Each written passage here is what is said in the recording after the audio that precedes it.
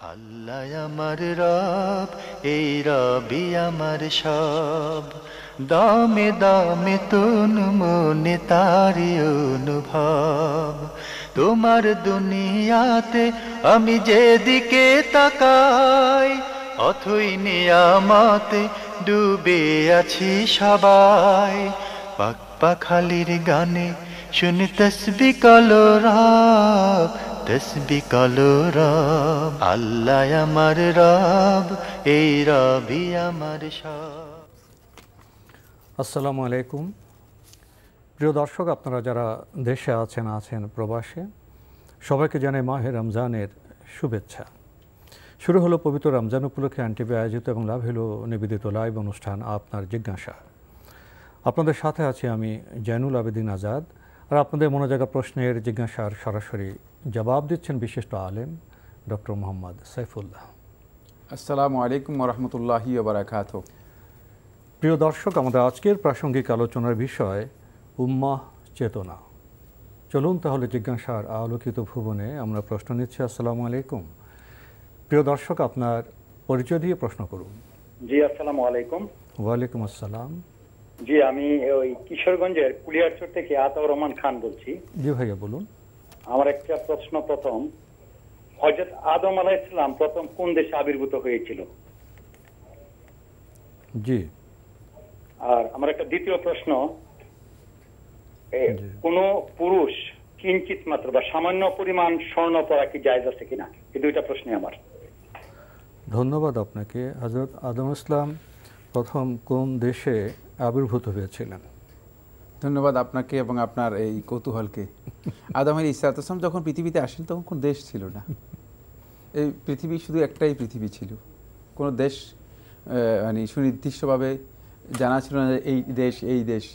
এই যে দেশগুলো তো আপনারা জানেনই, মানে এগুলো কয়েক কিছুদিন আগে 200 বছর 300 বছর রাজনৈতিকভাবে প্রশাসনিকভাবে এগুলোকে ভাগ করা হয়েছে। সুতরাং আদম আলাইহিস সালাম আসলে পৃথিবীতে এসেছেন, কেউ ধারণা করেছেন এর ঐতিহাসিক কোনো ভিত্তি আমরা খুঁজে পাইনি। যে আদম আলাইহিস সালাম শ্রীলঙ্কার কোনো নগরীতে তিনি অবতীর্ণ হয়েছেন। বাকি ঐতিহাসিকদের আরও কেউ উল্লেখ করেছেন যে না, তিনি জিদ্দা নগরীতে তাকে যেখানে প্রেরণ করা হয়েছে বা যেখানে তিনি অবতরণ করেছেন, অবতরণ শব্দটি এসেছে, এটা আসলে প্রেরণ করা হয়নি, অবতরণ করেছেন, সেটা হচ্ছে জিদ্দা নগরীতে। বাকি এই দুটি সূত্র যে আছে ঐতিহাসিকভাবে প্রমাণিত কোনো সূত্র নয়, শুধুমাত্র ধারণামূলক বক্তব্য, যেহেতু পৃথিবীর কোনো ধরনের সেখানে লোকেশন বলতে কিছুই ছিল না। মানে সুতরাং একটাই দেশ ছিল, সেখানে কথা বলার অবকাশ ছিল না যে এটা ওই দেশ বা সেই দেশ। এই কারণেই ঐতিহাসিকগণ এটাকে চিহ্নিত করতে পারেননি। আমরা জানলাম বিষয়টি সম্পর্কে। আমাদের ভাই আরেকটি প্রশ্ন করেছেন, পুরুষরা কি স্বর্ণ পড়তে পারবে? না, পুরুষদের জন্য স্বর্ণ একেবারেই হারাম, সামান্য পরিমাণও হারাম। আল্লাহ রাসূল সাল্লাল্লাহু আলাইহি ওয়াসাল্লাম ইবনে মাজাহ হাদিসের মধ্যে স্পষ্ট করে বলে দিয়েছেন যে স্বর্ণ, এবং রাসূলুল্লাহ সাল্লাল্লাহু আলাইহি ওয়াসাল্লাম হারিরের কথা বলেছেন, সিল্ক, যেগুলো একেবারেই থেকে রেশমি কাপড়, যেগুলো রাসূলুল্লাহ সাল্লাল্লাহু আলাইহি ওয়াসাল্লাম দুইটাকেই স্পষ্ট করেছেন, ইন্নাহুমা মুহাররামানি আলা যুকুরি উম্মতি, এই দুটি আমার উম্মতের পুরুষ যারা আছে তাদের উপর হারাম। এটাকে রাসূলুল্লাহ সাল্লাল্লাহু আলাইহি ওয়াসাল্লাম স্পষ্ট করে বলে দিয়েছেন। এবং এই হাদিসকে, এই বক্তব্যকে জুমহুর আহলে হাদিসগণ, বরং আহলে হাদিসদের মধ্যে মানে বলা যেতে পারে যে দ্বিমত করেন নাই কেউ, সবাই সহি বলেছেন। আমরা জানলাম বিষয়গুলো সম্পর্কে। প্রিয় দর্শক, প্রশ্ন নিয়েছি। আসসালামু আলাইকুম, পরিচয় দিয়ে প্রশ্ন করুন। ওয়ালাইকুম আসসালাম, আমি ঢাকা থেকে ফাহিম বলছি। একটু জোরে বলবেন, আপনাকে শুনতে পাবো আমরা। জি, আমি ঢাকা থেকে ফাহিম বলছি। জি বলুন। আমার দুটি প্রশ্ন। জি। আমার প্রথম প্রশ্নটি হলো, লাইলাতুল কদরের লক্ষণগুলো যদি একটু বলেন, সিম্পটমস গুলো আর কি। জি। আর আমার দ্বিতীয় প্রশ্নটি হলো, আমি একটি হাদিস শুনেছি যেখানে বলা হয়েছে 100 বার সুবহানাল্লাহ পড়লে 100 জন কৃতদাস মুক্তির সওয়াব পাওয়া যায়। তারপর 100 বার আলহামদুলিল্লাহ পড়লে 100 জন মুজাহিদ পাঠানোর, যুদ্ধে 100 জন মুজাহিদ পাঠানোর সওয়াব পাওয়া যায়। এবং 100 বার আল্লাহু আকবার পড়লে 100টি উট কুরবানির সওয়াব পাওয়া যায়। এবং আমি যতটুকু জেনেছি হাদিসটি আমলযোগ্য। তো এই ব্যাপারটা সম্পর্কে যদি একটু বলেন আর কি। ধন্যবাদ। ধন্যবাদ আপনাকে। আপনার প্রথম প্রশ্ন, লাইলাতুল কদরের লক্ষণ কি? তিনি লক্ষণ জানতে চেয়েছেন না? লাইলাতুল কদরের লক্ষণ হচ্ছে লাইলাতুল কদরের রাতটা, সেই রাতটা হবে অনেকটা শান্ত এবং মানে অনেক বেশি গরম, অনেক বেশি ঠান্ডা এরকম নয়, এবং শান্তিময় মনে হবে। দ্বিতীয় হচ্ছে কিছুটা মানে বৃষ্টি অথবা মেঘলা এই ধরনের মানে পরিবেশ হতে পারে। তৃতীয় হচ্ছে লাইলাতুল কদরের দিনের সূর্যটা অনেকটা, সূর্যের যে রেগুলো আছে সেগুলো রে শূন্য হবে, হালকা হবে, এটার উত্তাপ অথবা উত্তেজনা থাকবে না। মানে রাসূলুল্লাহ সাল্লাল্লাহু আলাইহি ওয়াসাল্লাম যে আলামতগুলো বলেছেন তার মধ্যে এটা একটি। আরেকটি হচ্ছে মানে স্বাভাবিকভাবে এই রাতের মধ্যে মানে শান্তি বিরাজ করবে, মানুষ মনে করবে যে রাত্রিটা খুব শান্তিময় মনে হবে, পরিবেশটা শান্তিপূর্ণ মনে হবে। তো কিন্তু মানে এই জিনিসটুকু আসলে মানে আল্লাহ রাসূল সাল্লাল্লাহু আলাইহি ওয়াসাল্লাম যে আলামতগুলো বলেছেন, যে আলামতগুলো, এই আলামতগুলো রাসূলুল্লাহ সাল্লাল্লাহু আলাইহি ওয়াসাল্লাম আমাদেরকে শুধুমাত্র লাইলাতুল কদর এর মানে যাতে তালাশ করি এই জন্য রাসূলুল্লাহ উদ্বুদ্ধ করেছেন। এখন আমরা আলামতের দিকে বেশি গুরুত্ব দিচ্ছি লাইলাতুল কদরের তালাশ করার থেকে। আমরা আলামতের বেশি গুরুত্ব দিচ্ছি লাইলাতুল কদরের ইবাদতের চেয়ে। আমরা আলামতের নিয়ে মানে হন্যে হয়ে যাচ্ছি যে আলামত মিলাতে পারি কিনা, কিন্তু এটা আলামতগুলোর আসলে কোনো প্রয়োজন নেই এগুলো নিয়ে, কারণ আমাদেরকে তো বলে দেওয়া আছে যে 10 রাত আমাদেরকে আমল করার জন্য বলা আছে। সুতরাং সত্যিকার এমবিশন সম্পন্ন ব্যক্তি হচ্ছে সেই যে 10 রাতের ইবাদতকে নিজের জন্য নির্দিষ্ট করে নেবে এবং চেষ্টা করবে, তিনি লাইলাতুল কদর পাবেন। বাকি যিনি আলামতের পিছনে ঘুরবেন, হতে পারে যে তিনি আলামতের ফক্করে পড়ে গিয়ে শেষ পর্যন্ত লাইলাতুল কদর থেকে বঞ্চিত হয়ে যাবেন। জি, আপনি বলছিলেন যে লাইলাতুল কদর পাওয়ার আমল, আমাদের দেখা যায় বিভিন্ন রকম বিচিত্রবিধ আমল, কিন্তু ইসলাম তো আমাদের সুস্পষ্ট আমলের কথা বলেছে। একেবারে আমল বলে দিবেন না? এক নম্বর হচ্ছে কোরআন কারীম তেলাওয়াত করবে। 2 নম্বর হচ্ছে রাত্র জেগে মানে তাহাজ্জুদের সালাত অথবা রাতের সালাত, কিয়ামুল লাইল অথবা সালাতুল লাইল আদায় করবে। আর জিকির করবে, অধিক পরিমাণে জিকির এবং দোয়া। জিকিরের দোয়া এর মধ্যে রাসূলুল্লাহ সাল্লাল্লাহু আলাইহি ওয়াসাল্লাম নির্দিষ্ট কিছু দোয়া বলেছেন, যে হাদিসটি সহিহ মুসলিমের মধ্যে এসেছে। আল্লাহর নবী সাল্লাল্লাহু আলাইহি ওয়াসাল্লাম উম্মুল মুমিনিন আয়েশা রাদিয়াল্লাহু তাআলা আনহাকে বলেছেন, যদি তুমি লাইলাতুল কদর পাও তাহলে তুমি বলো আল্লাহুম্মা ইন্নাকা আফুউন তুহিব্বুল আফওয়া ফাআফু আন্নী। সুতরাং এই দোয়াটিও বেশি বেশি করে পড়া যেতে পারে। শুধুমাত্র এই দোয়াই পড়বেন এটা কিন্তু শর্ত নয়, আরও অনেক দোয়া আছে যেগুলো আপনি পড়তে পারেন। জি, উনি আরেকটি প্রশ্ন করেছেন হাদিসের বরাত দিয়ে, যে 100 বার সুবহানাল্লাহ বলে এটা হবে, 100 বার আলহামদুলিল্লাহ আল্লাহু আকবার বলে এই হবে, এই হাদিসটি ঠিক আছে? তিনি বলেছেন যে হাদিসটা আমলযোগ্য না। এই হাদিসের সনদের দিক থেকে মানে হাদিসটা অনেকে সাজ বলেছেন, কেউ কেউ মুনকার বলেছেন। সুতরাং আমলযোগ্য নয় এই হাদিসটি। এই হাদিসটি বিশুদ্ধ বক্তব্য হচ্ছে আমার তাহকিক অনুযায়ী আমলযোগ্য নয়। এই ক্ষেত্রে বিশুদ্ধ কথা হচ্ছে এর মধ্যে বর্ণনাকারীদের মধ্যে 2টি ইল্লত রয়েছে, কারণ রয়েছে, যার কারণে হাদিসটি আমল করার মতো নয়।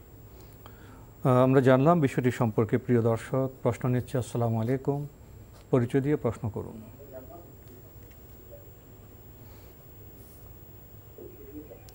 লাইনে আছেন? হ্যালো, লাইনে থাকলে প্রিয় দর্শক। আসসালামু আলাইকুম। ওয়ালাইকুম আসসালাম। আমি পরিচয় দিন। আমার প্রশ্ন হলো, এই এক আত্মীয় কাছ থেকে আমরা 4 লক্ষ টাকা ঋণ আনি। ব্যাংক থেকে ঋণ নিয়েছেন? না না, আমার আত্মীয়র কাছ থেকে। জি,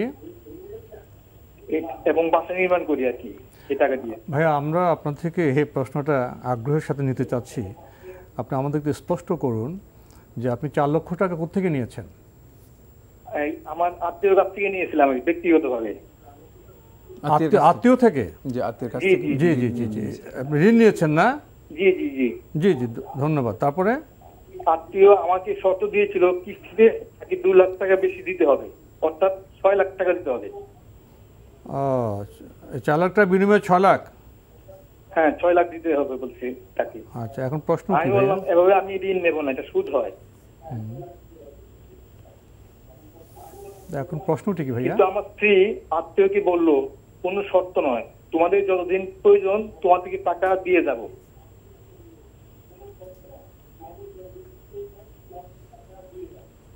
এখন প্রশ্নটি কি? এখন প্রশ্ন হলো, আমার স্ত্রী ইচ্ছা মতো তাদের টাকা দিলে তাকে সুদ মুক্ত হবে না সুদ হবে এটা? উনি শর্ত দিলেন 4 লক্ষ টাকা ঋণ দেবো, 6 লক্ষ টাকা দিতে হবে। আপনি স্ত্রী বললেন শর্ত তর্ত নয়, যতদিন প্রয়োজন তোমাদের টাকা দিয়ে যাব, এই তো বলেছেন? জি, এটা কি সুদ মুক্ত হবে না সুদ হবে এতে? ধন্যবাদ। যদি তাতে সুদ হয় তাহলে আমাদের করণীয় কি? ধন্যবাদ আপনাকে। পেয়েছেন তো প্রশ্ন? না, প্রশ্ন পেয়েছি। তিনি প্রশ্নের মধ্যে একটা যে সাইড করেছেন সেটা হচ্ছে মানে তার স্ত্রী কি বলেছেন, যে কেন অতিরিক্ত দিবেন বলেছেন, অতিরিক্ত দিলে তো সুদ হবে। যতদিন প্রয়োজন আপনার টাকা দিয়ে যাব, শর্ত মতো দিবেন না। অবশ্যই সুদ হবে আপনাদের, এই সবগুলোই সুদ হবে আপনাদের, পুরো লেনদেনটাই সুদি লেনদেন, হারাম লেনদেন। জি, তো করণীয় এর থেকে বেরিয়ে আসতে হবে। করণীয় মানে ওয়াজিব, যত দ্রুত পারেন সুদ থেকে যদি ইমানদার হয়ে যান তাহলে অবশ্যই সুদ থেকে বেরিয়ে আসতে হবে। জি, যত দ্রুত সম্ভব। আমরা জানলাম বিষয়টি সম্পর্কে। প্রিয় দর্শক, প্রশ্ন নিচ্ছি। আসসালামু আলাইকুম, পরিচয় দিয়ে প্রশ্ন করুন। হ্যালো, আপনাকে শুনতে পাচ্ছি, আপনার পরিচয় দিয়ে প্রশ্ন করুন। জি স্যার, আসসালামু আলাইকুম। কেমন আছেন? আলহামদুলিল্লাহ, আল্লাহর মেহেরবানি। জি, আমি পুরান ঢাকা শরীডোলা থেকে রনি বলছিলাম। জি ভাইয়া বলুন। জি, আমার প্রশ্ন হচ্ছে, ফিতরা কি টাকা দিয়ে দিব না আমার প্রধান খাদ্য চাল দিয়ে দিব? দয়া করে কুরআন এবং সহিহ হাদিসের আমাকে জানাবেন। আর কোনো প্রশ্ন আছে? ধন্যবাদ আপনাকে। ফিতরা কি দিয়ে দেবেন? ধন্যবাদ এই ভাইকে। ফিতরা রাসূলুল্লাহ সাল্লাল্লাহু আলাইহি ওয়াসাল্লাম সুন্নাহ হচ্ছে, রাসূলুল্লাহ সাল্লাল্লাহু আলাইহি ওয়াসাল্লাম খাদ্যদ্রব্যের মাধ্যমে আদায় করতে বলেছেন। সাহাবায়ে কেরামগণ খাদ্যদ্রব্য দিয়ে আদায় করেছেন। এবং কি আবু সাঈদ খুদরি রাদিয়াল্লাহু তাআলা সহিহ বুখারী riwayat-এর মধ্যে এসেছে, মুসনাদ আহমদের riwayat-এর মধ্যে এসেছে, প্রায় সুনানের অনেকগুলো কিতাবের মধ্যে এসেছে। তারা বলেছেন যে আমরা আল্লাহ রাসূল সাল্লাল্লাহু আলাইহি ওয়াসাল্লাম অনুসরণ করব, খাদ্যদ্রব্য দিয়ে আদায় করব। সুতরাং খাদ্যদ্রব্য যদি আদায় করাটা আপনার জন্য কমফোর্টেবল হয়, সেটাই আপনার জন্য সুন্নাহ, কোনো সন্দেহ নেই, কোনো সন্দেহ নেই। যে মাসালা নিয়ে আলেমদের মধ্যে দ্বিমত হয়েছে, খুব ভালো করে বুঝতে হবে। সে মাসালা হচ্ছে খাদ্যদ্রব্য যদি কোনো কারণে দিতে পারছেন না, এখন তিনি যদি টাকা আদায় করেন তাহলে তার এটা জায়েজ হবে কিনা, এই নিয়ে আলেমদের মধ্যে দ্বিমত হয়েছে। এখন মানে জিনিসটা মানে অন্যদিকে মোড় দিয়েছে। সেটা হচ্ছে কিছু সংখ্যক আলেম বা গবেষক, সকল গবেষক এটাকে উল্টাই দিচ্ছেন। তারা মনে করছেন যে মানে আলেমরা একথা বলেছেন যে টাকা দিয়ে দেওয়া হচ্ছে উত্তম। কোনো আলেম কিন্তু টাকা দিয়ে উত্তম বলেন নাই, জায়েজ বলেছেন। জায়েজ বলেছেন, কথাটা বুঝতে হবে। জায়েজ এক কথা, আরেকটা হচ্ছে আল্লাহ রাসূল সাল্লাল্লাহু আলাইহি ওয়াসাল্লামের সুন্নাহ আরেক কথা, পুরো জিনিসটাই ভিন্ন। জায়েজ বলেছেন অবশ্যই ইনকেস যদি কোনো ব্যক্তির মানে তিনি খাদ্যদ্রব্য সংগ্রহ করতে না পারেন, খাদ্যদ্রব্য তার কাছে না থাকে, তাহলে তিনি ইনকেস যদি টাকা দিয়ে দেন, ওই পরিমাণ টাকা দিয়ে দেন, তাহলে এর মাধ্যমে তার মানে সদকাতুল ফিতর আদায় হয়ে যাবে। বাকি এই মাসআলাকে যিনি টাকা মানে খাদ্যদ্রব্য দিয়ে আদায় করতে পারবেন, নবী সাল্লাল্লাহু আলাইহি ওয়াসাল্লাম অনুসরণ করতে পারবেন, তার এই সামর্থ্যের সাথে এই মাসআলাকে যোগ করে দিয়ে যে খাদ্যদ্রব্য না দিয়ে টাকা দিলে উত্তম হবে, এই কথা ফকিহদের মধ্যে কেউ বলেন নাই। যারা ফিকহের জ্ঞান রাখেন না তারাই এই কথা বলছেন। আমরা জানলাম বিষয়টি সম্পর্কে। প্রিয় দর্শক, প্রশ্ন নিচ্ছে। আসসালামু আলাইকুম, পরিচয় দিয়ে প্রশ্ন করুন। হ্যালো, আসসালামু আলাইকুম। ওয়ালাইকুম আসসালাম। জি, আমি ঢাকা থেকে বলছি। জি, আমার পিরিয়ড নিয়ে একটা প্রশ্ন ছিল। জি, আমার আসলে 3টা প্রশ্ন আছে। মানে এই রমজান মাসে আমার পিরিয়ড দেখা দিয়ে সামান্য, তারপরে আর হয়নি, এবং আমি 2 দিন ওয়েট করি, তারপর একজনের কাছে শুনি, সে বলল যে তুমি 3 দিন অপেক্ষা করো, কিছু না হলে তুমি রোজা আর নামাজটা করো, শুধু কোরআন শরীফটা পড়ো না, 5 দিনের দিন থেকে তুমি কোরআন শরীফটা পড়ো।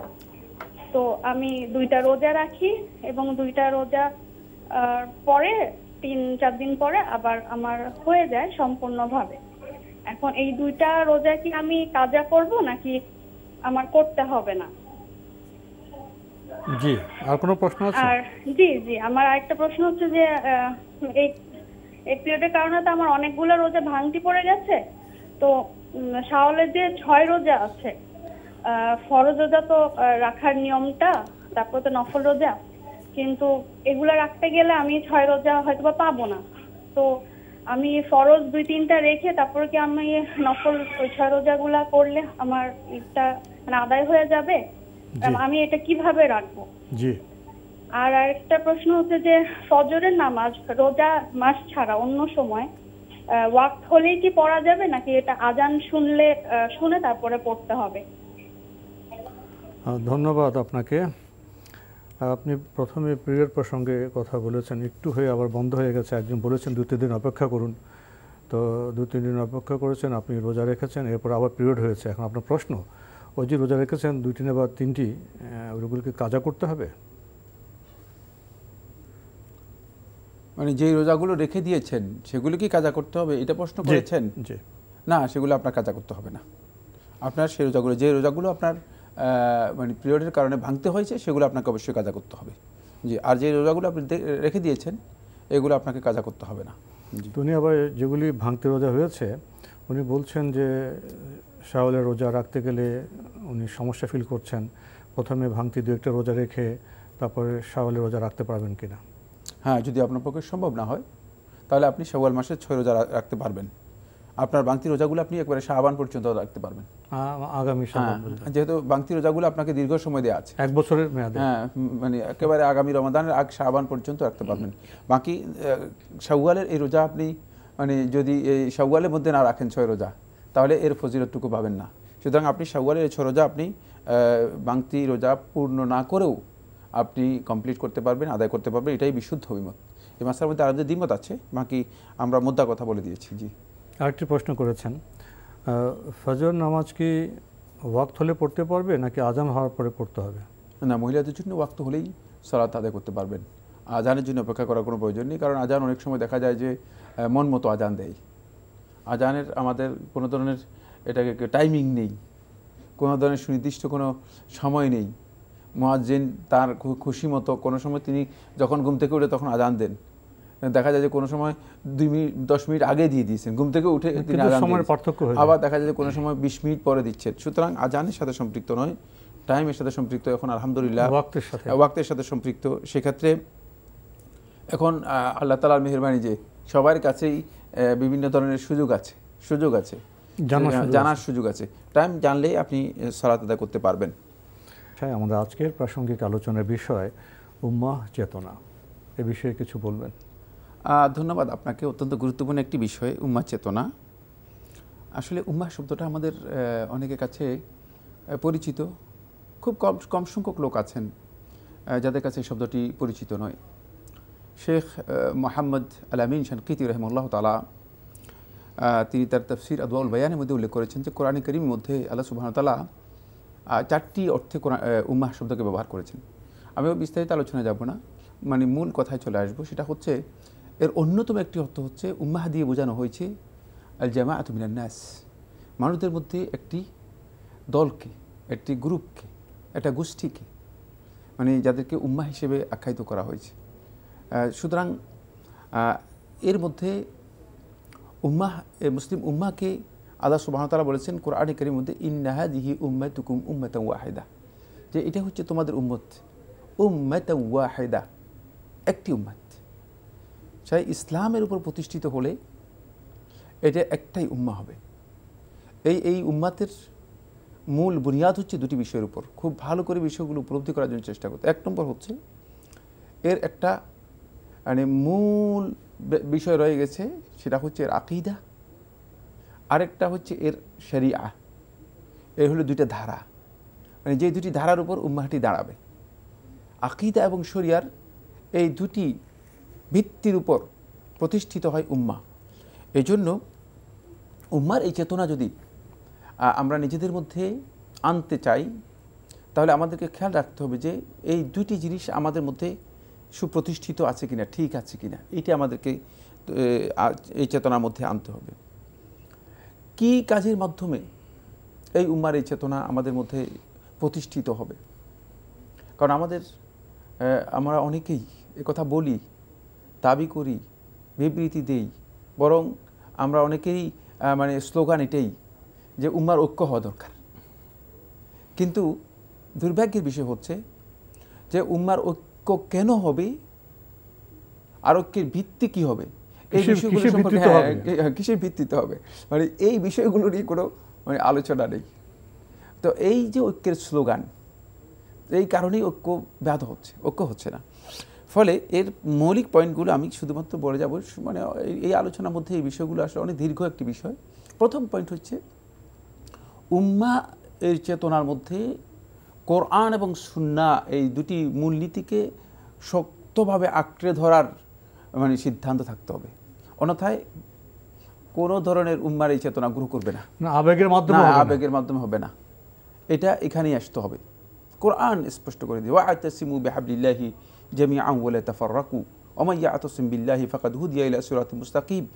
বহু আয়াত রয়েছে, আমরা সময়ের কারণে সেদিকে যাব না, আমি শুধু পয়েন্টগুলো বলবো এই জন্য বলেছি। দ্বিতীয় নম্বর যে পয়েন্টটা সেটা হচ্ছে ইসলামের যে মূল আকীদাগত বিষয়ে উসুলগুলো রয়েছে, যে মূলনীতিগুলো আছে এবং যে সমস্ত শায়ের যেগুলো ইসলামের মৌলিক নিদর্শন রয়েছে, এগুলোর ক্ষেত্রে কোনো ধরনের বিরোধ, কোনো ধরনের খেলাফ, মতবিরোধ, মত পার্থক্য এটা কোনোভাবেই গ্রহণ করা যাবে, এটাকে পরিহার করতে হবে।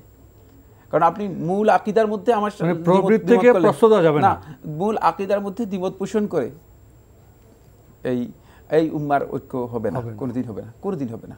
এবং উসুল এবং শায়ের যেগুলো, এগুলো একেবারে নির্দিষ্ট, এগুলো একেবারে নির্দিষ্ট। যদি কেউ বলে থাকেন এগুলোর মধ্যে ইখতিলাফ আছে, তিনি মিথ্যা বলেছেন। আমরা জানি এগুলো আলেমগণ যারা সত্যিকার আইন রয়েছে যাদের কাছে, তারা সবাই জানে।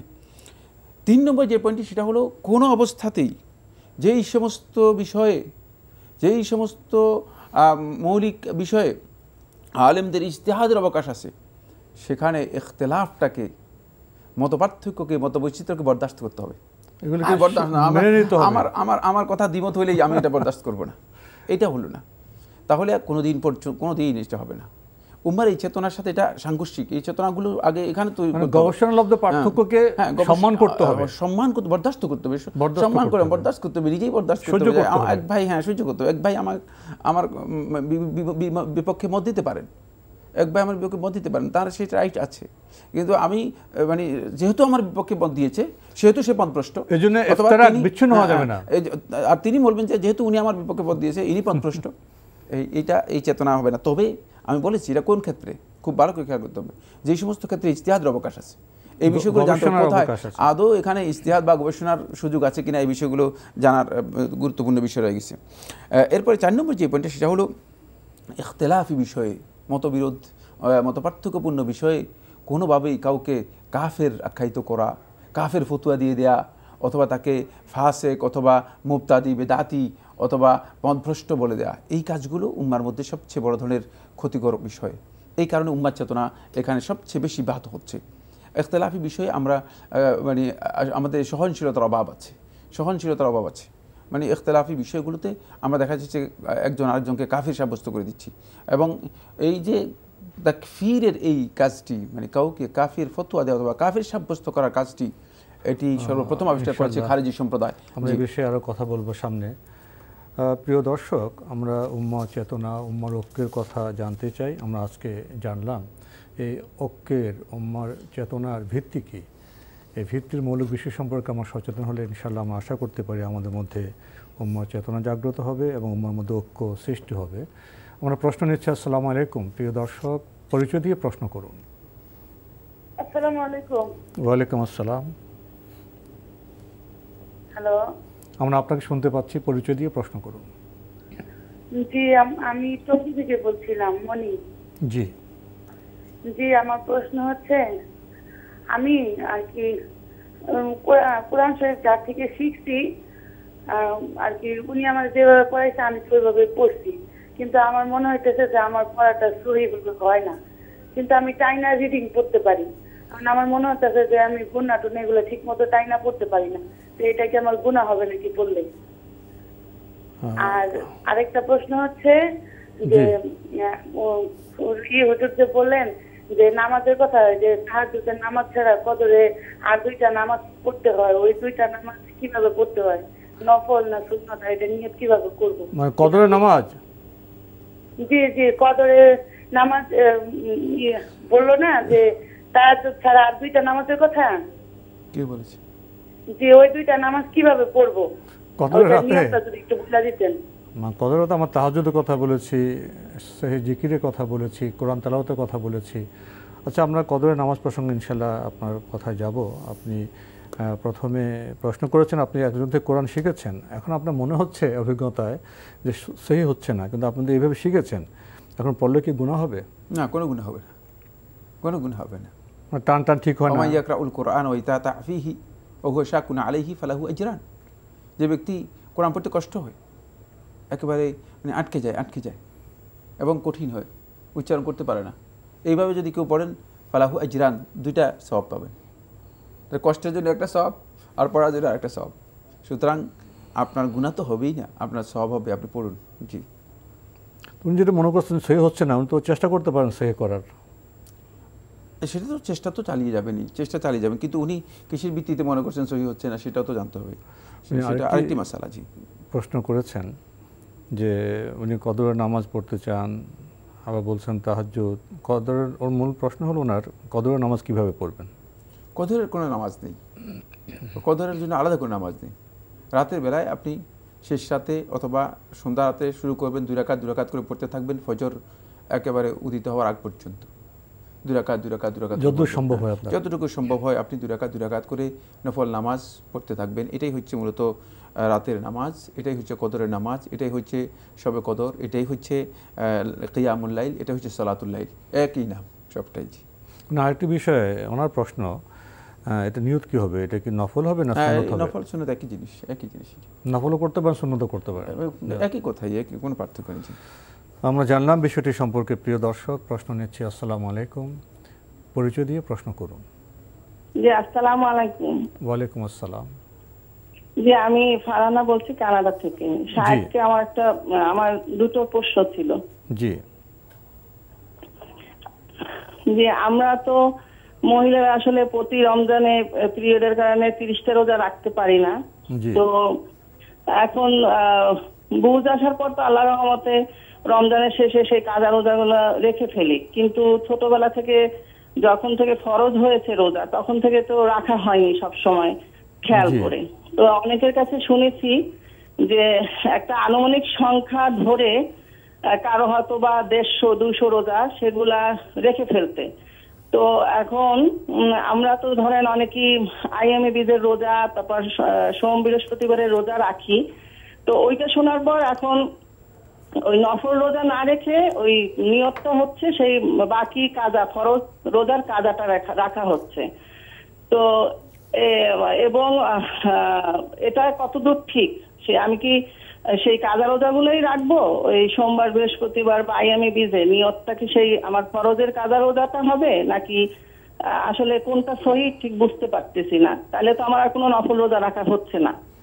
জি, আর কোনো প্রশ্ন আছে? জি, আর কোনো প্রশ্ন আছে আপনার? জি, আর একটা হচ্ছে সাহেব বলেছিলেন যে মৃত আত্মীয় স্বজনের জন্য ইফতার করানো অনেক ফজিলতের। তো সেখানে কি মৃতদের সেই ইফতারে কি মৃতদের সন্তান এবং আত্মীয় স্বজনরা থাকতে পারবেন? ধন্যবাদ আপনাকে, খুব সুন্দর প্রশ্ন করেছেন। রমজানে তো মহিলাদের পিরিয়ড হয়, রোজা ভাঙে, তো এখন তো ওনারা জানেন এটা কাজা করেন। ছোটোবেলায় তো ওনারা সেসব ব্যাপারে অত সচেতন ছিলেন না। তো এখন কি আনুমানিক সংখ্যা ধরে ওই রোজাগুলো রাখবেন? এখানে আরেকটি সমস্যার কথা, ওনারা নফল রোজা রাখেন, আইএমএ বীজের রোজা রাখেন। এখন যদি ওই সংখ্যা ধারণ করে রোজা রাখতে যায় তাহলে তো নফল রোজাগুলো রাখতে পারছেন না। এখন কি করবেন? না, আনুমানিক কোনো কিছু এখানে ধরতে হবে না। আপনি নফল আইয়ামুল বীজের সিয়াম অথবা সোম বৃহস্পতিবারের সিয়াম এগুলো পালন করুন নিয়মিত যতটুকু সম্ভব আপনার পক্ষে আপনি সিয়াম পালন করুন, নফল সিয়াম পালন করুন। এটাই আপনার জন্য সবচেয়ে উত্তম। এটা হচ্ছে সুন্নাহসম্মত তরিকা, এটা হচ্ছে সুন্নাহসম্মত তরিকা। জি, অতীতের জন্য আল্লাহর কাছে ক্ষমা চাইবেন। অতীতে যে ভুল হয়েছে, যেগুলো ইচ্ছাকৃত ভুল করেছে সেগুলো তো ক্ষমা চাইবেন, তওবা করবেন।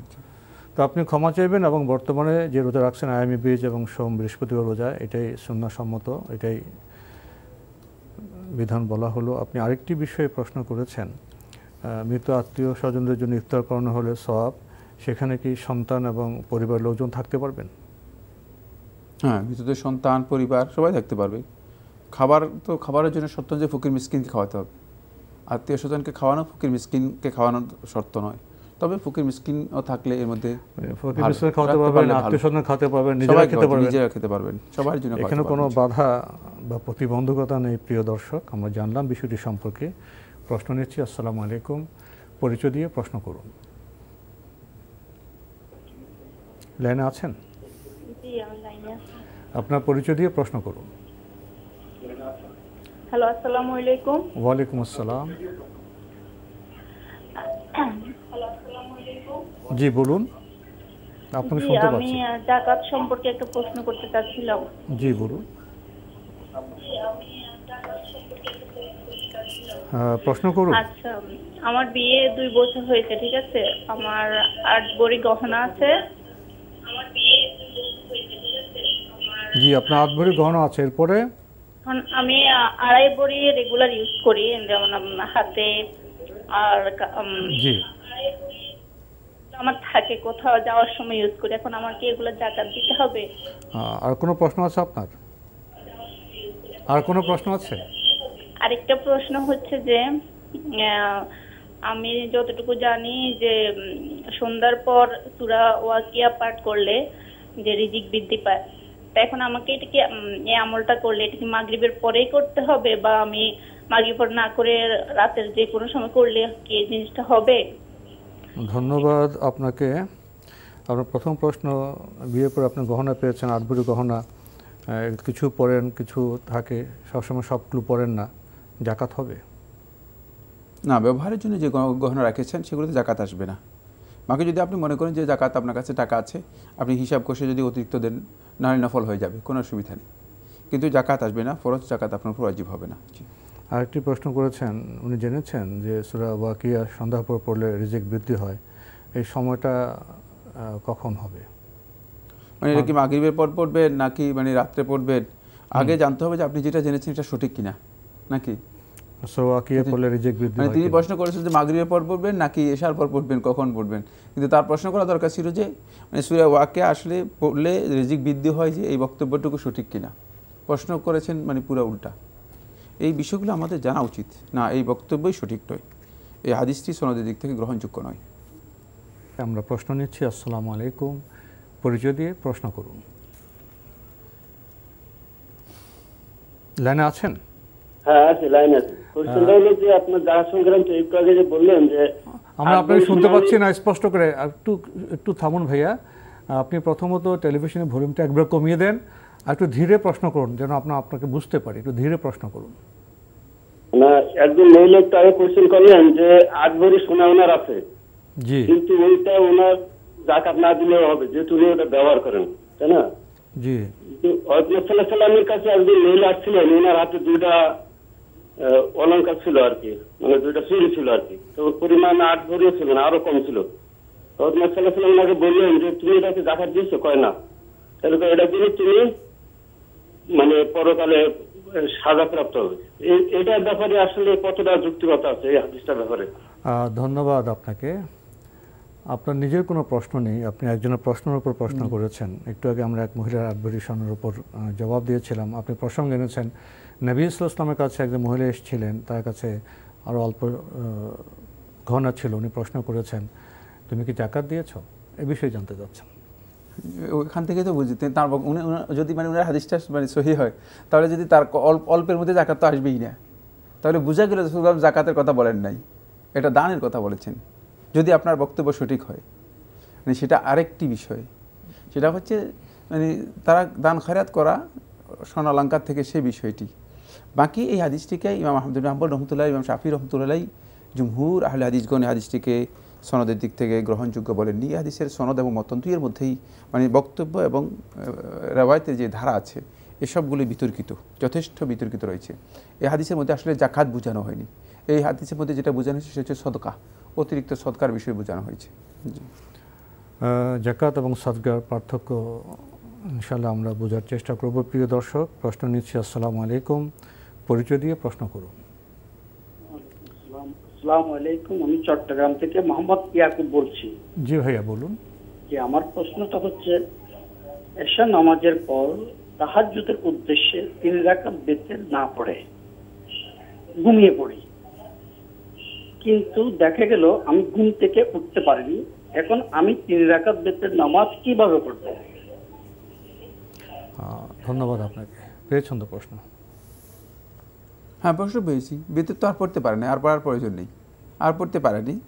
না পড়ার কারণে আপনি আর বেতের পড়তে পারেননি। আপনি ফজরের সালাত, যদি ফজরের সালাত উঠেন ঘুম থেকে, ফজরের সালাত আদায় করবেন, তখন আর আপনার বেতের পড়তে হবে না। ফজরের ওয়াক্ত ঢুকে গেলে আপনি ফজরের 2 রাকাত সুন্নত এবং 2 রাকাত ফরজ আদায় করবেন।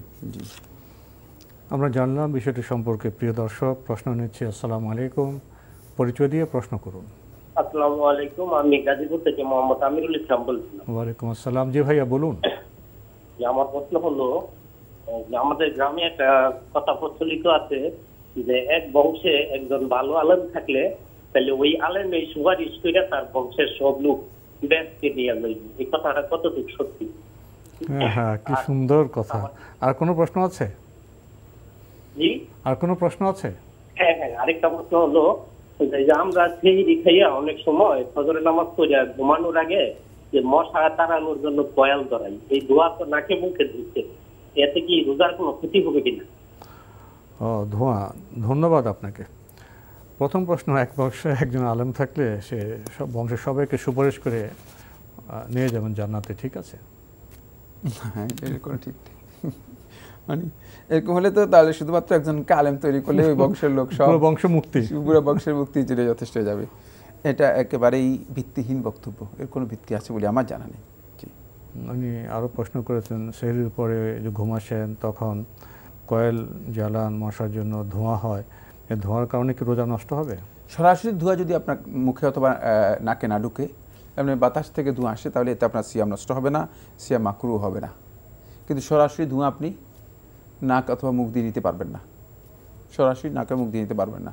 তাহলে জুমহুর উলামায়ে কেরাম বলেছেন যে এক্ষেত্রে আপনার সিয়াম মাকরুহ হবে, কেউ কেউ বলেছেন সিয়াম নষ্টও হবে। কিন্তু সরাসরি না, পরিবেশ থেকে আসে, কিন্তু পরিবেশ বাতাস থেকে আসলে আপনি এর জন্য আপনার সিয়ামের ক্ষতি হবে না। আমরা জানলাম বিষয়টি সম্পর্কে। প্রিয় দর্শক, প্রশ্ন নিচ্ছি। আসসালামু আলাইকুম, পরিচয় দিয়ে প্রশ্ন করুন। হ্যালো, আসসালামু আলাইকুম। ওয়ালাইকুম আসসালাম। আমি প্রফেসর খুরশেদ বলছি খাগড়াছড়ি থেকে। জি বলুন। আমি যাকাত দেই নিকটতম আত্মীয়, যেমন আমার ভাই বা বোনকে, ওনাদেরকে না জানিয়ে দেই। ওনারা জানলে হয়তো নিবেনই না, বা আত্মসম্মান বোধের কারণে হয়তো আমি বিব্রতকর পরিস্থিতিতে পড়বো।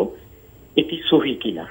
আর যদি সহি না হয়, আমার করণীয় কি? আমি তাদেরকে দিতে চাই, একটা প্রশ্ন। আমার দ্বিতীয় প্রশ্ন হলো, আমার একটা ফ্ল্যাট আছে ঢাকায়, আমি থাকি না ওইখানে চাকরির কারণে, ওটার থেকে ভাড়া পাই। ভাড়াটা আমি আনি, এনে হয়তো সংসারেই খরচ করি, বাট বছর শেষে একটা ব্যাংকেই থাকে, সরিয়া ভিত্তিক ব্যাংকেই জমা রাখি, ওখান থেকে যে টাকাটা পাই ওটার উপর ডিপেন্ড করে আমি যাকাতটা দিই। এটা সহি হবে কিনা, এই দুইটি প্রশ্ন। জি, ধন্যবাদ আপনাকে, খুবই জীবন ঘনিষ্ঠ প্রশ্ন। প্রথম প্রশ্ন, আপনি আপনার ভাইকে বোনকে না জানিয়ে যাকাত দেন, এটা সহি আছে কি না? সহি না হলে কি করবেন? না জানিয়ে যাকাত দেওয়া আত্মীয় স্বজনদেরকে সহি নয়, কারণ আত্মীয় স্বজনরা যদি যাকাত নেওয়ার মতো উপযুক্ত না হয়, সরাসরি ফকির এবং মিসকিনদের যাকাতের কথা এসেছে, এরা তো ফকির মিসকিন নয়, মানে সেক্ষেত্রে আপনি তাদেরকে যাকাত এর টাকা না জানিয়ে দিয়ে তাদের ফকির এবং মিসকিন হিসেবে ট্রিট করা, এই কাজটি শুদ্ধ নয়, চেতনাগত দিক থেকেও শুদ্ধ নয়, শরিয়ার বিধান অনুযায়ী শুদ্ধ নয়। বাকি এক্ষেত্রে কাজ তো খুব সহজ, মানে এই টাকা আপনি মানে কেন জমা করে রাখছেন, অথচ আত্মীয় স্বজন না খেয়ে থাকবে, অভাবে থাকবে, টাকাটা তাদেরকে দিয়ে দেন, তাদেরকে প্রয়োজনীয় টাকা দিয়ে দেন, তাদেরকে বাইরে অন্য টাকা, হ্যাঁ, তাদেরকে সহযোগিতা করেন। তাদেরকে সহযোগিতা করলে যাকাত দিতে হবে না। টাকা না থাকলেও তো অতিরিক্ত টাকাটা আপনি দিয়ে দিলেই হয়ে গেল, অতিরিক্ত টাকাটা আপনি দিয়ে দেন তাদেরকে। কেন তাদেরকে দিচ্ছেন না? এই টাকাগুলো কেন জমা করে রাখছেন? তাদেরকে দিলে আপনার সদকাও হবে, আত্মীয়তার সম্পর্ক বজায় রাখার কারণে আপনার সম্পদ আরও বেড়ে যাবে। এবং আল্লাহ রাসূল সাল্লাল্লাহু আলাইহি ওয়াসাল্লাম বলেছেন যে আপনার রিজিকের বৃদ্ধি হবে, হায়াতের বৃদ্ধি হবে। দুইটা কথা রয়েছে এখানে, বুঝলেন? হায়াতের বৃদ্ধি হবে। শেখুল ইসলাম ইবনে তাইমিয়া রাহমাতুল্লাহ মজিব ফতোয়ার এক জায়গায় আমি দেখেছি, মানে যদি আমি এখন না ভুলে যাই, আমার কাছে স্পষ্ট মনে আছে, শেখুল ইসলাম রাহমাতুল্লাহ বলেছেন যে আল্লাহ সুবহানাহু ওয়া তাআলা মানে ফেরেশতাদেরকে আল্লাহ রাব্বুল আলামিন বছরের লাইলাতুল কদরে যখন লিখে দেন তাদের হায়াত শেষ, এই কারণে আল্লাহ রাব্বুল আলামিন সেটা মুছে দেন, আল্লাহ তাআলা মুছে দেন। শেখুল ইসলাম ইবনে তাইমিয়া রাহমাতুল্লাহ মজিব ফতোয়ার মধ্যে উল্লেখ করেছেন। সুতরাং মানে আমরা চেতনাগত দিক থেকে এই কাজ না করে আমরা যাকাত আল্লাহ তাআলা যাদের হক করে দিয়ে দিয়েছেন, একটা গ্রুপের জন্য হক দিয়ে দিয়েছেন, সেটাকে আমরা এখানে এনে কেন সম্পৃক্ত করতে যাচ্ছি? কোনো সন্দেহ নেই, এটা উত্তম হচ্ছে যেটা, সেটা হলো আপনার সম্পদ থেকে আপনি তাদেরকে সহযোগিতা করুন, তাহলে আপনি অনেক বেশি উপকৃত হবেন, অনেক বেশি উপকৃত হবেন। আমাদের ভাই আরেকটি প্রশ্ন করেছেন, ওনার একটি ফ্ল্যাট আছে ঢাকায়, ভাড়া পান, তো ব্যাংকে টাকা জমা হয়, তো সেখান থেকে যাকাত দেন। আসলে ফ্ল্যাট ভাড়ার যাকাতের বিষয়টা জানতে চাচ্ছেন। হ্যাঁ, বাড়ার যে টাকা আছে সেই টাকা যদি মানে নিসাব পরিমাণ হয় তাহলে জাকাত দিতে হবে, ঠিকই আছে, আপনার এই কাজটা ঠিক আছে। মানে এটা যদি নিসাব পরিমাণ আপনার কাছে থাকে, মানে জাকাত বর্ষের মধ্যে শেষ থেকে হ্যাঁ খরচ বাদ দিয়ে, তাহলে আপনি এর জাকাত দিবেন, ঠিকই আছে আপনার কথা। আমরা জানলাম বিষয়গুলি সম্পর্কে। প্রিয় দর্শক, প্রশ্ন নিচ্ছি। আসসালামু আলাইকুম, পরিচয় দিয়ে প্রশ্ন করুন। আসসালামু আলাইকুম। ওয়ালাইকুম আসসালাম। আমার নাম পারভেজ, চিলরাজ, 14 গ্রাম, কুমিল্লা থেকে। জি ভাইয়া বলুন। আমার দুইটা প্রশ্ন। একটা হলো ফিতরা সম্বন্ধে, যে আমি যে চাউল খাই ওই চাউলের পরিমাণ 2.5 কেজি ফিতরা দিব না নগদ টাকা দিব? জি। আর একটা প্রশ্ন হলো, আমার শেয়ার বাজারে কিছু টাকা আছে যেটা এখন প্রায় অর্ধেক। আমি 4-5 বছর যাবত প্রতি রমজানের প্রথম তারিখে হিসাব করে ওটার জাকাত দিই। এটা কি শুদ্ধ আছে কি? আপনার প্রথম শব্দটা কি বলো, কি আছে আপনার? শেয়ার। শেয়ার।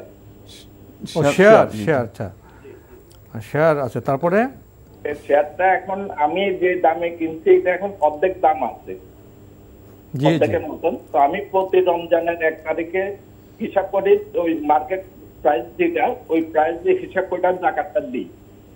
এটা কি ঠিক আছে কিনা? জি জি, ধন্যবাদ আপনাকে, সুন্দর প্রশ্ন করেছেন। উনি যে চাল খান সে চালের 2.5 কেজি ফিতরা দিবেন না টাকা দিবেন? না, আপনি ওই 2.5 কেজি যে চাউল মানে আপনি খান, এই চাউলও হতে পারে, অন্য চাউলও হতে পারে, মানে 2.5 কেজি চাউল দিয়ে আপনি ফিতরা আদায় করে দেবেন। জি। আপনি শেয়ার প্রসঙ্গে বলছেন, শেয়ার যে দামে কিনেছেন এখন মার্কেটের দামের অর্ধেক, উনি রমজানে হিসেব করেন, তো তখন কি রমজানের বাজার দর যেটা সেটা ধরবেন? হ্যাঁ, রমজানের বাজার দর ধরবেন। জি, রমজানের বাজার দর ধরে এখানে যদি আপনার নিসাব পরিমাণ টাকা থাকে তাহলে আপনি জাকাত আদায় করে দেবেন, জাকাত আদায় করে দেবেন। আমরা জানলাম বিষয়গুলি সম্পর্কে। প্রিয় দর্শক, প্রশ্ন নিচ্ছি। আসসালামু আলাইকুম, পরিচয় দিয়ে প্রশ্ন করুন। বলছিলাম বক্সিবাজার থেকে। জি বলুন। আচ্ছা, আমি একটা হাদিসে শুনেছিলাম যে দোয়া শুরুর আগে দুরূদ পড়তে হয়। এটা কি দুরুদে ইব্রাহিম? আর এটা কি মানে যদি পড়ি এটা কি হাত তুলে পড়বো নাকি হাত না তুলে? আর প্রশ্ন আছে কোনো? না না, এটাই একটি। ধন্যবাদ আপনাকে। উনি জেনেছেন যে দোয়া করার আগে দরুদ পড়তে হয়, এটা কি দরুদ ইব্রাহিম? আর কি হাত তুলে দোয়া করতে হবে? দরুদ ইব্রাহিমও হতে পারে, যে কোনো দরুদ পড়তে পারেন, যে কোনো দরুদ পড়তে পারেন, দরুদ ইব্রাহিমই শর্ত নয়। দোয়ার আগে এবং পরে দরুদ পড়ার বিষয়টি সহিহ হাদিস দ্বারা সাব্যস্ত হয়েছে। এটা দোয়ার আদব এবং দোয়া কাবুলের অন্যতম একটি উপাদান। এই জন্য দোয়ার আগে অথবা পরে দরুদ ইব্রাহিমও পড়তে পারেন অথবা যে কোনো দরুদ পড়তে পারেন। বাকি এক্ষেত্রে আপনি হাত তুলেই পড়বেন, হাত তুলেই পড়বেন। যদি আপনি হাত তুলে দোয়া করেন, এটা হচ্ছে দোয়ার আরেকটি আদব। সুতরাং এক্ষেত্রে হাত তুলেই আপনি দরুদ ইব্রাহিম পড়তে পারেন, কোনো অসুবিধা নেই। আমরা জানলাম বিষয়টি সম্পর্কে। প্রিয় দর্শক, প্রশ্ন নিচ্ছি। আসসালামু আলাইকুম, পরিচয় দিয়ে প্রশ্ন করুন। লাইনে আছেন? আসসালামু আলাইকুম। ওয়ালাইকুম আসসালাম, পরিচয় দিয়ে প্রশ্ন করুন। জি, আমার প্রশ্নটা হচ্ছে যে আমার মা আপনার মানে সৃষ্টি থেকে এই পর্যন্ত যতগুলো মুসলিম মুমিন মুমিনা মারা গেছে, ওনার উপরে প্রতি আপনার জোহরের নামাজের সময় নফল নিয়ত করে ওনাদের নামাজ পড়ে ওনাদের উপরে মানে বকশিয়ে দেয়। ওনার পিতা মাতা সহ মানে যত মুসলিম মুমিন এই পর্যন্ত মারা গেছে না, আদম আলাম থেকে শুরু করে সবগুলো। হ্যাঁ, তো এই জোহরের সময় নফল নিয়ত করে পরে, এটা ঠিক আছে কিনা, এটা একটা প্রশ্ন। জি হ্যালো, জি শুনতে পাচ্ছি। জি, আর 2 নম্বর প্রশ্ন হচ্ছে, আমি কালকে আবার ফোন করেছিলাম, আমি ওই যে শিয়া সম্প্রদায় সন্দেহে আমি একটু জানতে চাচ্ছি যে ওনাদের আকীদা বিশ্বাসটা, হ্যাঁ, আমাদের সুন্নির সাথে কোথায় কোন জায়গাটায় দ্বন্দ্ব, আর ওরা কি আসলে মানে মুসলমান কিনা, আর ওনাকে নবীকে ওরা কি আমাদের নতুনকে যে প্রচলিত আছে আমাদের বাংলাদেশে, যেটা আমরা জানতে পারি যে ওরা কি সত্যি সত্যি নবীজিকে মনে করেছে নবী হিসেবে মানে না, আদিকে ওরা নবী হিসেবে মানে আদি নবী হতে চাইছিল, এই ধরনের যে প্রচলিত কথাগুলো আছে, এইটা কতটুকু সত্যতা আসলে? ধন্যবাদ আপনাকে। আপনার প্রথম প্রশ্ন, আপনার মা নফল নামাজ পড়েন, যত মহিলা ইন্তেকাল করেছেন তা সবার জন্য দোয়া করেন, এই নামাজ বকশে দেন, এটা ঠিক আছে কিনা? না, উনি যে নফল নামাজ পড়তেছেন, নফল নামাজটা ঠিক আছে, নফল নামাজ তিনি পড়তে পারেন, কিন্তু নফল নামাজের পর বকশে দেন যে কথাটা বলেছেন এটা একেবারে অশুদ্ধ। নফল নামাজ তো বিক্রি করা যায়, তিনি কীভাবে এটা অন্যদের কাছে বিক্রি করছেন? মানে দান করা আর বিক্রি করা একই হুকুম ইসলামী শরীয়তের মধ্যে। যেটা দান করা যায় সেটা বিক্রি করা যায়, আর যেটা বিক্রি করা যায় সেটা দান করা যায়। সুতরাং তিনি এই যে বকশি দিচ্ছেন এই পদ্ধতিটাই শুদ্ধ নয়। বাকি নফল সালাত তার ঠিক আছে, নফল সালাত তিনি নিয়মিত আদায় করতে পারেন, নফল সালাত আদায় করে তিনি হ্যাঁ যাদের যাদের জন্য দোয়া করতে চান তিনি তাদের জন্য দোয়া করতে পারেন। বাকি বকশিয়ে দেন অথবা তাদের উদ্দেশ্যে সালাত আদায় করে থাকেন, দুইটি কাজেই সুন্নাহ পরিপন্থী কাজ, দুইটি কাজেই সুন্নাহ পরিপন্থী কাজ। আমরা জানলাম বিষয়টি সম্পর্কে। উনি আরেকটি বিষয়ে প্রশ্ন করেছেন যে যারা শিয়া তাদের আকীদা প্রসঙ্গে রাসূলকে তারা মানেন কিনা, আলী রাদিয়াল্লাহু তাআলা আনহু সম্পর্কে ওনাদের আকীদা কি, এসব বিষয়ে। এটি অনেক বড় প্রশ্ন করেছেন, এই বিষয়ের উপর বই আপনাকে নিয়ে পড়তে হবে। শিয়াদের আকীদার সাথে সত্যিকার যারা সুন্নাহের অনুসারী মুসলিম যারা, তাদের আকীদার বিশাল ফারাক রয়েছে। শিয়াদের আকীদা ইসলামের মূল ধারা থেকে বিচ্যুত একটা আকীদার নাম। আমি অনেক বিষয়ে কথা বলবো না, 3টি পয়েন্টে কথা বলবো শুধুমাত্র জাস্ট বোঝার জন্য। এক নম্বর হচ্ছে যে কোরআন আল্লাহ তাআলা দিয়েছেন, তারা এই কোরআনকে মনে করে থাকে যে এটা বিকৃত, পরিবর্তিত, সঠিক নয়। এই আকীদা ভয়ঙ্কর, কুফরি আকীদা, একটাই যথেষ্ট, মানে দিন থেকে বেরিয়ে যাওয়ার জন্য। সুতরাং এই আকীদা তাদের একেবারে সবাই। দ্বিতীয় নম্বর আকীদা হচ্ছে যেটা, সেটা হলো তারা রাসূলুল্লাহ সাল্লাল্লাহু আলাইহি ওয়াসাল্লাম এরপরে আলী ইবনে আবি তালেব রাদিয়াল্লাহু আনহুকেই মনে করে থাকেন যে তিনিই হচ্ছেন আসলে আল্লাহর পক্ষ থেকে নির্বাচিত। তাদের আজান শুনলে আপনি শুনতে পাবেন আশহাদু আন্না মুহাম্মাদ রাসূলুল্লাহ ওয়া আন্না আলিয়ান ওয়ালিউল্লাহ। আজানের মধ্যে মানে এই কথা যোগ করে দিয়ে তারা এটা বোঝানোর জন্য চেষ্টা করছেন যে আলী ইবনে আবি তালেব রাদিয়াল্লাহু তাআলা আনহু হচ্ছেন মূলত মূল, মানে রাসূলুল্লাহ সাল্লাল্লাহু আলাইহি ওয়াসাল্লাম এরপরে সাহাবায়ে কেরামরা সবাই বিচ্যুত ছিল, সবাই পথভ্রষ্ট ছিল, সবাই কাফের হয়ে গিয়েছে। আলী ইবনে আবি তালেব রাদিয়াল্লাহু আনহুকে তারা মানে এটা গুরুত্ব দিচ্ছে, এটা তারা বুঝান। এবং তাদের আকীদা রাসূলুল্লাহ সাল্লাল্লাহু আলাইহি ওয়াসাল্লাম সম্পর্কে তাদের আকীদা হচ্ছে যে তিনি রিসালাত জিবরিল আমিন আলাইহিস সালাতু ওয়াসসালাম ভুলে রাসূল সাল্লাল্লাহু আলাইহি ওয়াসাল্লামের কাছে দিয়ে দিয়েছেন। মানে আসলে আলী ইবনে আবি তালেব হচ্ছেন মূলত আল্লাহর পক্ষ থেকে মনোনীত ব্যক্তি। সুতরাং এটা বুঝলেই আপনি বুঝতে পারবেন। তাদের আজান শুনুন, আপনি শুনলেই পেয়ে যাবেন। তারপরে যেটা সেটা হলো যাদের মাধ্যমে আমরা ইসলামকে পেয়েছি, সাহাবায়ে কেরামদেরকে, সমস্ত সাহাবায়ে কেরামদেরকে তারা কাফির মনে করে। 2-1 গুটি কয়েক তাদের মন মতো যাদেরকে তারা মনে করে থাকেন, এদের সবাই, বাকি সবাইকে, এদের কয়েকজন ছাড়া বাকি সবাইকে তারা কাফির মনে করে থাকে। তাহলে আর ইসলামের কিছুই অবশিষ্ট থাকবে না, ইসলামের কিছু অবশ্য থাকবে না। যথেষ্ট এইতটুকুই যে তাদের আকীদার এই বিচ্যুতির জন্য যে তারা ইসলামের পরিচয় দিলেও, ইসলামের লেবাস ধারণ করলেও মূলত ইসলামের যে মূল ধারা আছে এই ধারা থেকে অনেক দূরে বিচ্যুত। আরও প্রচুর বিষয় রয়েছে, অবশ্যই বই পড়ে জেনে নিতে হবে। জি, তো আজকে আমাদের এখানে শেষ করতে হচ্ছে। আপনাকে অনেক ধন্যবাদ। আপনাকে অশেষ ধন্যবাদ।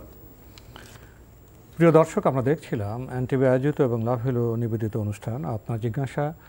আমাদের অনুষ্ঠান আপনারা এনটিভি অনলাইনেও দেখতে পারবেন, ভিজিট করুন www.ntvbd.com। এছাড়া ইউটিউবে এবং আমাদের ভেরিফাইড ফেসবুক পেজে অনুষ্ঠান দেখতে পারবেন।